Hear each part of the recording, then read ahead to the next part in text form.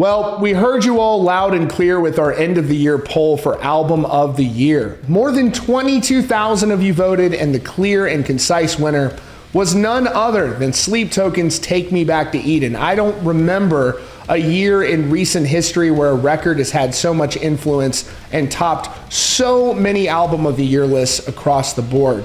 Now, for me, there are many times where bands will take off, and I'll like them and I'll enjoy them. And I'll understand why they're successful, but for a band like Sleep Token, they've really appealed to me personally, and I gotta say I'm 110% on the hype train. I'm loving everything they're doing. I'm loving the music. Is Sleep Token a bigger band than Metallica? Is Sleep Token really putting up crazy numbers on the board? I don't think anybody's a bigger band than Metallica, but what I do want to point out is the amazing statistics that Sleep Token did with their streams, particularly on Spotify.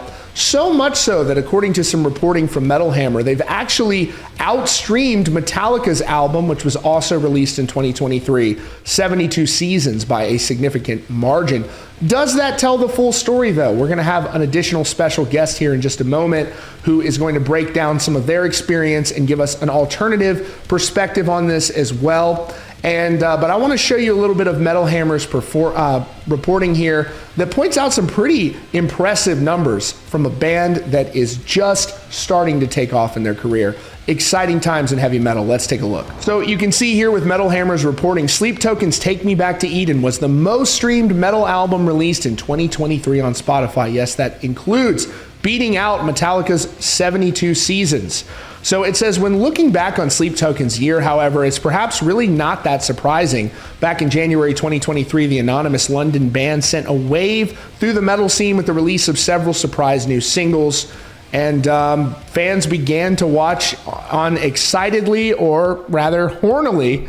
Very funny. They were crowned as metal's sexiest new band. So much fun. But if you go to the stats in particular that they point out, per month, Take Me Back to Eden saw 3.1 million monthly listeners. It's so crazy to point out. You know, it's got to be one of the fastest rises in metal in recent history to 3 million monthly listeners. By comparison, is that a significant number? Not really, to other genres, but in metal, it's definitely a big deal. It says, in comparison, Metallica's monthly listenership of 24 million streams, 72 Seasons, they streamed 227 million times. That's a 130 million stream difference. So you had Sleep Token's 357 million streams, and Metallica's 72 Seasons, 227 million streams. So it's all really interesting, and it's all really exciting to kind of see a new band that is just starting to take off. And I'm really excited about it, but I wanted to talk to someone who has really been in the game for a while and has a lot of experience.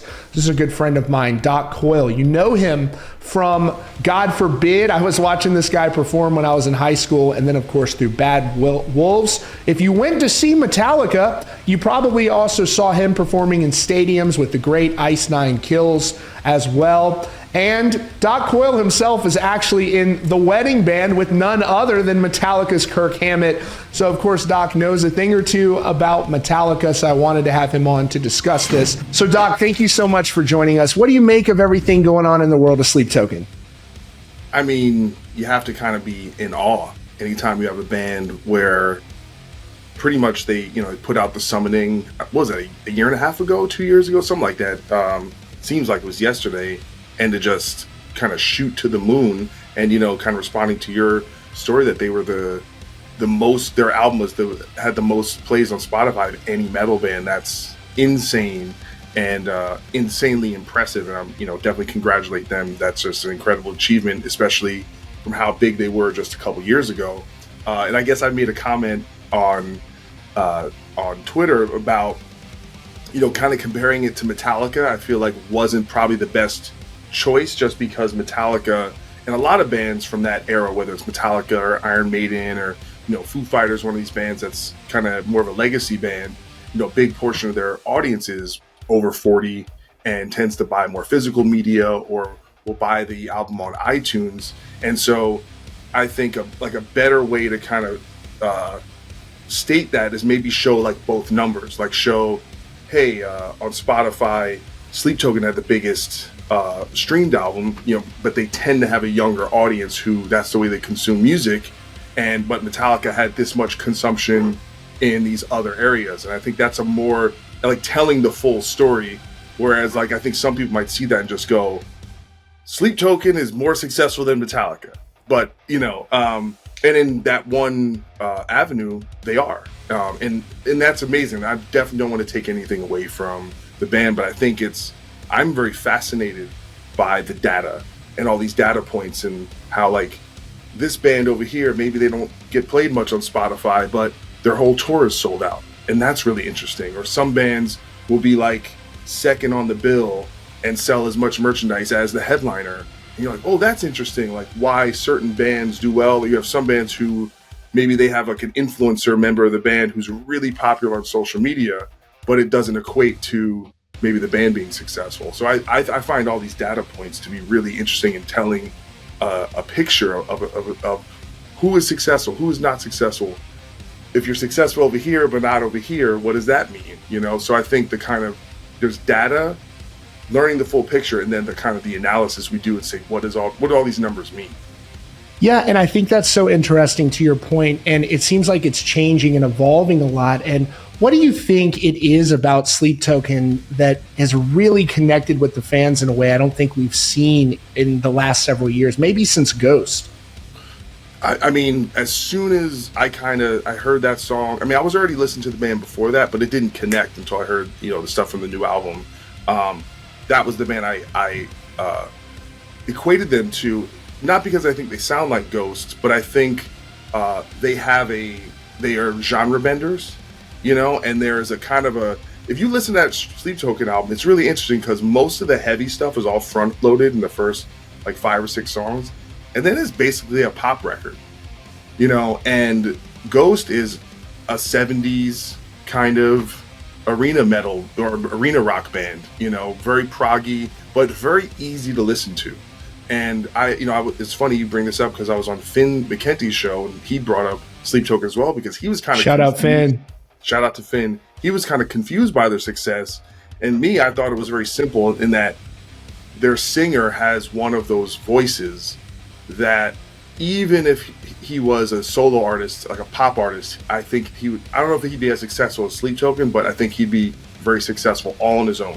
So when you have that component of that voice that just really stands out, and I know it's polarizing, right? It's one of those voices, either you like it or you don't, but that's most of the great voices are like that. They're idiosyncratic and they're very like, oh, what's that? That really stands out. So I think the genre bending and man, just great songwriting, man. I mean, sometimes it just speaks for itself, and then their imagery and the lore, all that stuff elevated. It takes a band that might be a theater band with great songs, right? Like in some ways, sorry to kind of shift quickly here. No, you're fine. This is fascinating. They remind me of a band like Opeth musically, in terms of like being able to kind of cover all this ground. Again, a singer with this beautiful voice that really anyone who likes any genre of music could hear that go, that is a beautiful singer. But Opeth doesn't have that visual component that maybe would put them in a bigger stratosphere, taking them to a different level. So when you kind of stack all those things, it equates what's going on here. Then you put that into the apparatus of the modern social media and the way music gets shared, and how the virality of things and how it kind of builds on itself. And I think, when something has that momentum, that makes more people catch on to it. And more, it just builds on itself and it just becomes a phenomenon. So it's like, TikTok is probably the most impactful element of music promotion since like MTV, if you think about it. Yeah. In terms of being able to break someone quickly. When I say quickly, quickly could be a year. No, I agree with that. It's still going to take some time. There's no such thing as really an overnight success. You still have to build and do all that stuff. But it's incredible. And every time this happens, we have a new band that kind of hits that new plateau. And I feel like it's happening more now than ever. Like every 3 or 4 months, there's a new artist that's. And Doc, to that point, man, I got to tell you, I don't know if you felt this either, but it seemed for a time there was a lot of maybe dreary vibes in the metal and rock world, where there was a lot of the sentiment of who's going to carry it forward, where's the young bloods, for like a 3 or 4 year period. And now it seems like finally we're getting a lot of good vibes where some bands are really starting to hit and connect, where for a time it seemed like maybe distorted guitars were kind of going to be done, and now it seems like it's coming back again. Yeah, I mean, it's always cyclical to some degree, but I think what a lot of these bands have in common is what's always worked for not just metal, but all genres of music that take over.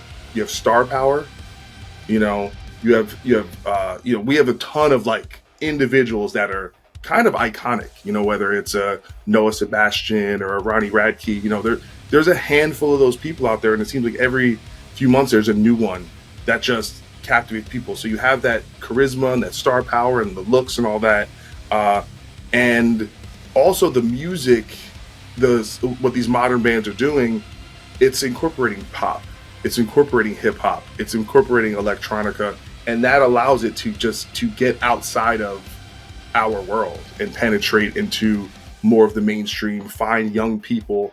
And that's how it always has to be. Like, if you can't find a way to connect with teenagers and young people, then you are in a dying scene. But that is being accomplished right now, whether it's Bad Omens or Spirit Box or even me touring with Ice Nine Kills. It's like, it's a young audience, you know, and that is what's gonna keep continuing for it to grow. We're in a growth period, and you just have to kind of appreciate it.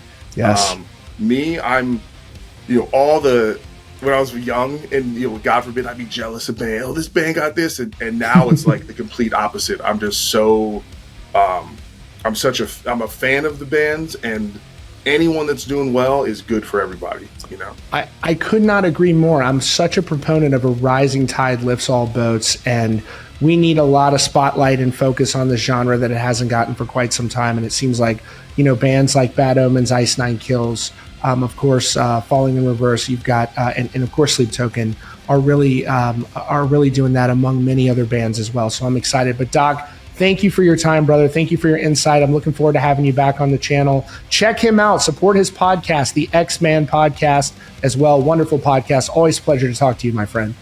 Thanks for having me, brother. I'll talk to you soon. Absolutely.